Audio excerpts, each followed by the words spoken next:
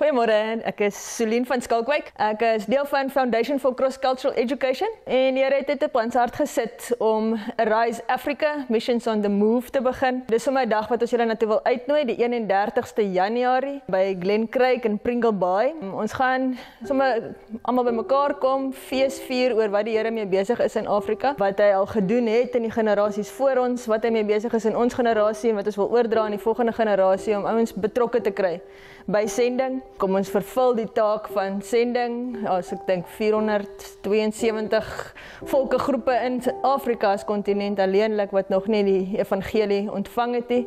So ons wil net weer mense bymekaar trek en weer oproep om te sê kom ons gaan, kom ons wees betrokke, kom ons deel Jesus in die nasies. En hoe lyk dit prakties, ook waar ons is, plaaslik en verder uit, en hoe kan ons hande vat? Daar gaan verskillende uitstallers wees ook tydens die dag, verskillende sendingorganisasies, gemeentes wat kom uitstel en kom deel waarmee hulle besig is. Onthou, die 31ste Januarie 2026, 9:00 die oggend, Pringle Bay, by FCI se sentrum, kom wees deel van die Africa Arise Missions on the Move werkswinkeldag, kom luister, kom wees deel, kom praat saam, kom eer die Here vir wat hy doen in Afrika en wat Afrika gaan doen, ook om sy koninkryk verder uit te bring.